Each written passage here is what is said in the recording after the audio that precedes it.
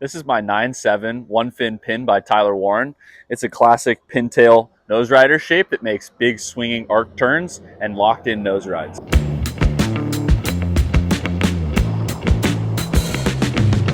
Hi, I'm Miles and I really like surfboards. Welcome to the Magic Board Quest. The one fin pin is 95% nose rider with a little carving action in the back. The overall feeling is defined by a hefty weight, making it stable and smooth.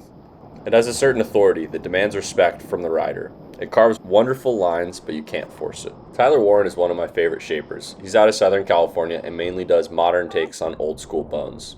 Tyler himself is an amazing surfer to back up his shaping. When it comes to ease, I'm giving it a 7. It's pretty middle of the road, it rides well, it's especially easy to walk and nose ride on. And for speed, I'm also giving it a 7. It's nothing out of the ordinary, and it takes a moment to get up to speed, but it's still super fast. And then for turns, I'm giving it an 8. It carves these beautiful, sweeping pivot turns that I really enjoy, but the swing weight is a little tricky. For the board matrix, it's going in between the Lumberjack and the Bing Izzy. It turns slightly better than the Lumberjack and is about the same speed. So it definitely falls into that really classic nose rider category. I think the dims are under the wax, per usual. When it comes to outline, this is a pintail log with the wide point back and a straight rail line up to the nose. And for reference, this is a similar outline to the TVM pig I reviewed, but completely different everywhere else. With that straight rail in the nose, it's great for nose riding, it's super stable, but then with the pintail in the back, it's nice and carvy and swoopy. The rocker is fairly flat through the front, and then in the back half, it's got a pretty consistent rocker. But for comparison, the almond, that swoop in the tail is only over the course of like a foot or two, but this one's, it's really over the back half of the board, which makes it a bit better for carving and less of like a dedicated pivot turn board.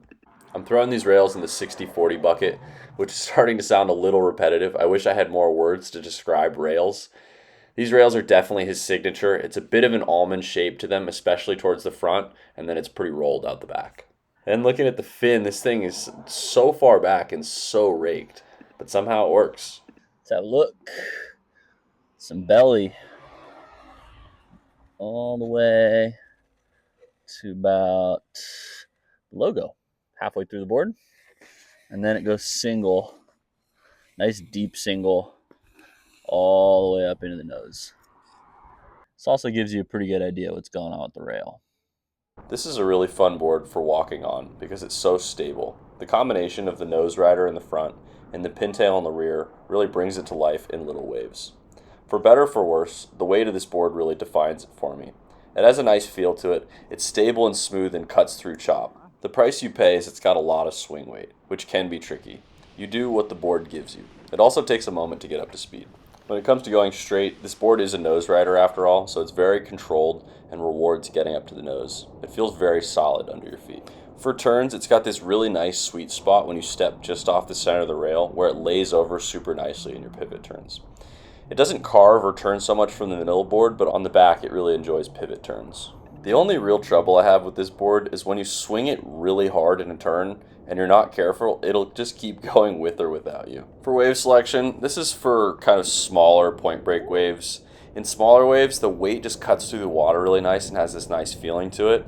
But in big waves, you're sort of just holding on for dear life. It's pretty hard to muscle at that speed. This could be a really great second board for someone who's learning how to walk. It offers that stability but also has some turning capability.